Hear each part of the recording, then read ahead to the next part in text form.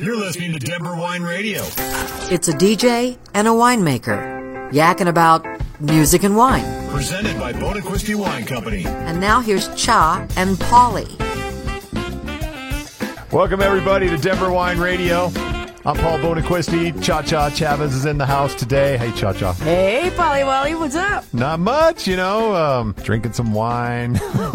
Chilling, trying to stay cool in this heat wave that's across the country. Oh, that's for sure. Man, we got to find ways to stay cool, Paul. We do. You can only drink so many Slurpees. What you got in that bottle over there? Well, it was free Slurpee yesterday. It was, and I went and got my free Slurpee. Did you get speaking of Slurpee, did you get I haven't tried it yet, but there's a Captain Crunch Berry Slurpee? Oh, God, no. Yeah. I didn't even see that. That just made my stomach turn. It did. I can't Oh, handle yeah, the sugar. no, But yeah. So, lots of ways to cool off in the summer, and one way is to drink Prosecco. Oh, that's the nice bubbly wine, right? Yeah, bubbly wine from Italy. Comes from northern Italy, and it's delicious. It is, and you can mix it like mimosas. Oh, yeah. Oh, you can mix awesome. it. You can drink it straight. Yep. You can add whatever you want to it, and it's great any time of the day. Right, little crushed ice. Or do you do an ice with that type of wine or no? Typically, no. Okay. You wouldn't do ice with this, but it'll probably kill your bubbles. But hey, I'm not here to tell you what to do. Okay. If you want ice, put ice in it. That's right. So, but we have a special guest today, Jelena Meisel from Zonin International. So Zonin is it's an international brand that makes Prosecco. Maybe you've seen this label around. I have. Yeah. That's one of the best ones to get, actually. Don't you think? It is. It's really good, and we should talk to Jelena right now. Hi, Jelena. Welcome to Denver Wine Radio. How you doing? Hey, Paul. Thanks so much for having me. I'm great. Oh, good. Well, thanks for being on Denver Wine Radio. And so, tell us about Zonin International. I know I've seen the label, the Prosecco label, around forever. Give us a little rundown about Zonin. Well, wonderful. Thank you so much. So Zonin 1821, we're a family-owned winery from Italy. And, we've been around, obviously, since 1821. The first written documents ever found, of showcasing of the sale of wines were in 1821.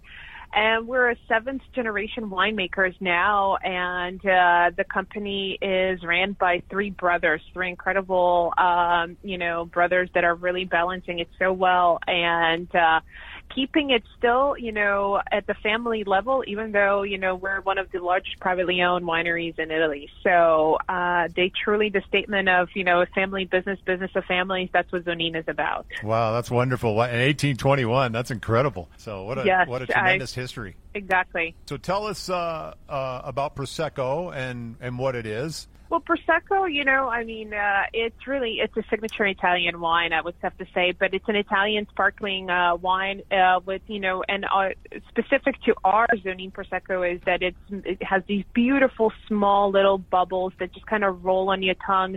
And, it's really a sipper. It's just very enjoyable, very refreshing. So for us, that is, if you notice, maybe one of the only, products that actually carries the family name. So it is really one of the most important products that we have in our portfolio. And we're really proud that it carries the name Zonin on it. So, and it's just really perfect for every occasion and every part of a day. Yeah, Prosecco it's really wonderful. And my wife will attest. So she's always telling me, pick up a bottle of Prosecco. It's a beautiful little sipper. It's a very easy wine to enjoy and drink.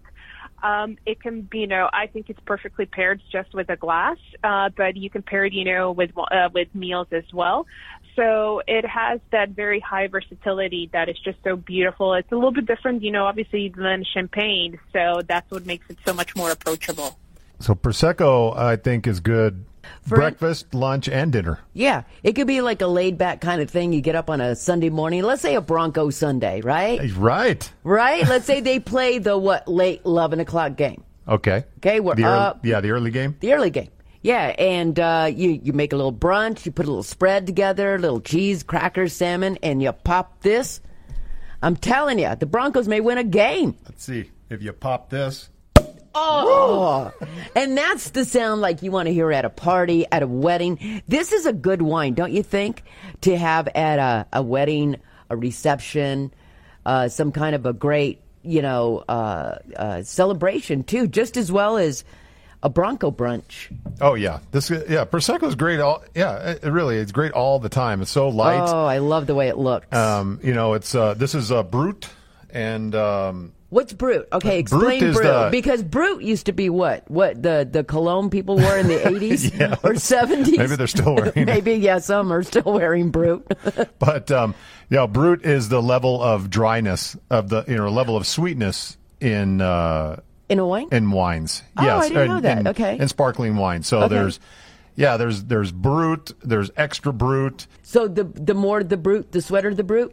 This is the way I remember because extra Brut, you would think would be extra dry, Right. But it's not. It's so the there's opposite. Brut, extra Brut, and then it starts to go up in sweetness from there. And so when There's demi-sec, and okay. Yeah. So when I go to smell this, I'm smelling it the same way as I would be smelling a cab or something else?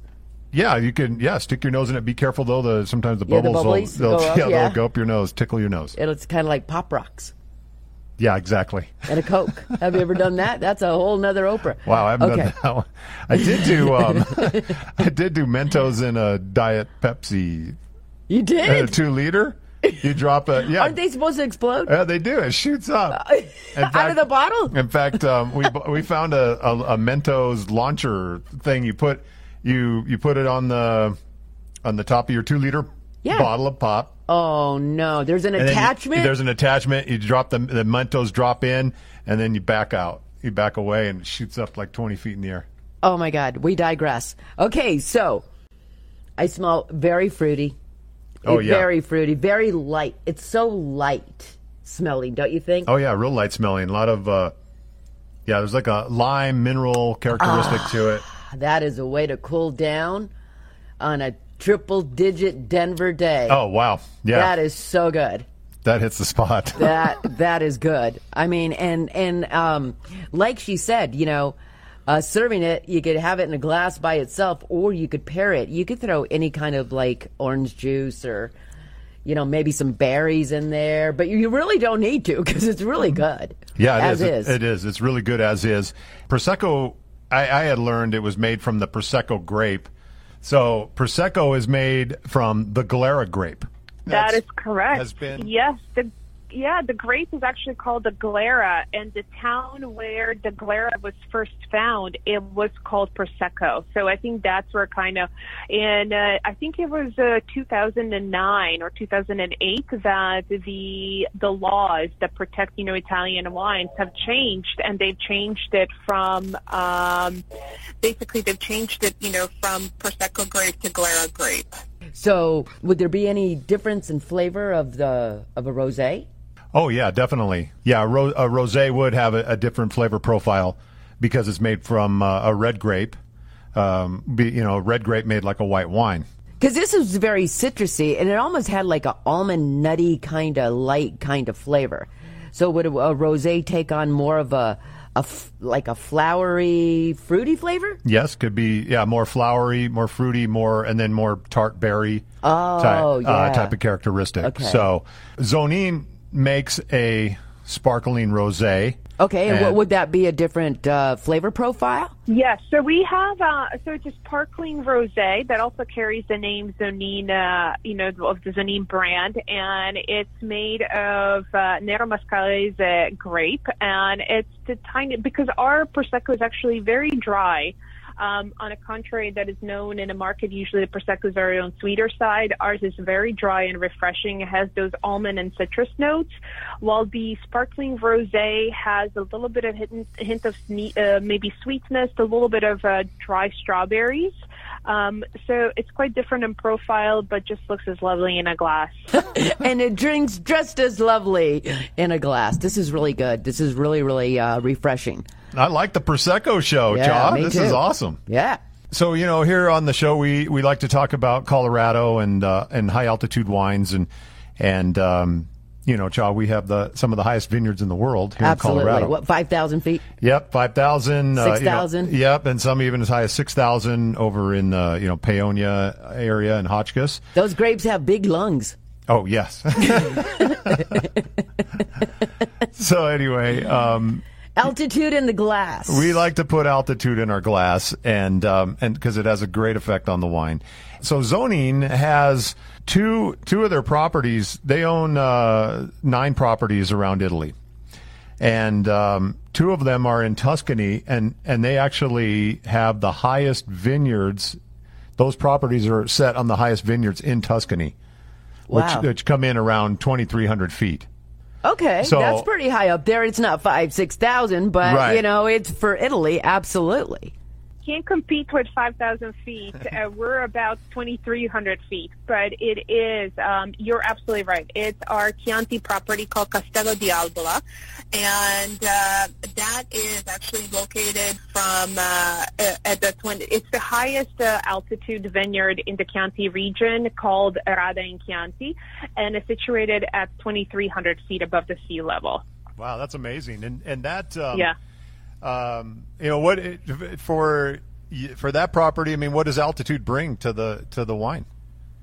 Really, I would say a beautiful elegance and acidity and just low tannins. And you will see, basically 2,300 feet above the sea is where we actually grow our Chardonnay. Being that we're in Chianti, obviously Sangiovese is 90% of what we grow in that vineyard. So that is probably somewhere about 1,300,000 feet, because I think our winemaker, they have figured out that really the optimal, levels are about 300 feet to 450 meters above the sea level, where, we can cultivate really the best Sangiovese for the red wine. And I think part of that is that it allows the grapes, to ripen, to give them the best results. And they have just the right sun exposure, there's just the right soil content. And of course, because of the hills, it's the angles of harvesting that play a huge role in what kind of wine we produce in the area. Wow. Exactly. Wow.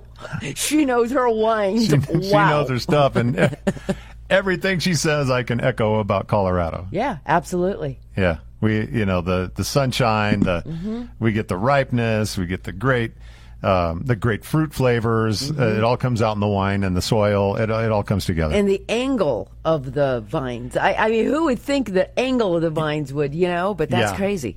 There's definitely a lot more of that in Italy, in those rolling hills in Exactly. Tuscany. That vineyards are set on like sides of mountains Yeah, or sides of hills. absolutely. Yeah, So- they look so cool too. Oh, huh? yeah. Yeah, beautiful. but they face them towards you want them south exposure to get the sunshine and At a certain time of the day, exactly. and then in the evening, the coolness. Yeah, all that kind of it's stuff. all the secret sauce. Yeah, it's all in the secret sauce. I've learned so much about wine, Paul. Thank you for educating me Well, it's my pleasure. on the wine show. And we've drank some really good wines too. Absolutely. Prosecco, this is really, really good today, man. It's like, as we've said, it's been wicked hot in Denver, and this would cool you down for sure. That's right. Well, we obviously like high altitude wines, and I asked Yelena if she'd ever had any Colorado wine, Yeah? and she wasn't too familiar. No altitude in her glass as of yet? No, not yet. So I'm going to be honest with you. I don't think I have ever tasted any Colorado wines. So today, when I leave my office, I'm going to go and definitely look for some. That's what we like to hear. Absolutely. Plus, we're going to send her some wine. Absolutely. She's got to taste the altitude. She has to taste, like you were saying, where they grow the grapes, up on the western slope. There's so many other things, great things that they grow there. So that plays a big part in it too, right? Oh yeah, definitely. Well, it's been a bubbly show. It has. It's been a real fun, bubbly show. And Zonine, I picked this up at Molly's, of course. Mm-hmm.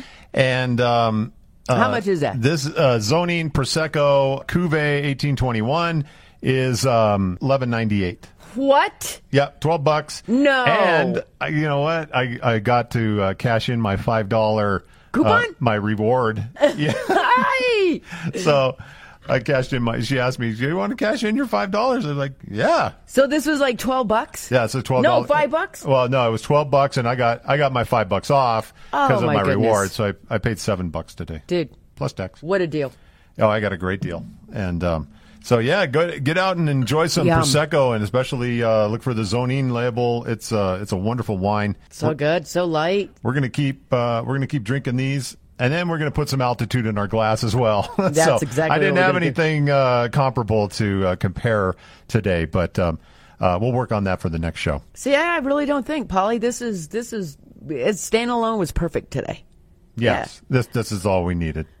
Yeah. So, and then when Yelena, she's going to send me some wine from their Chianti properties, those high altitude, and then we'll do another show and follow up with her and compare those with our high altitude Colorado wines. Okay. Awesome. All right. Hey, that wraps it up again. Thanks for listening to Denver Wine Radio. What else you got? That's all I got. Okay. Put some altitude in your glass, and we'll talk to you next time.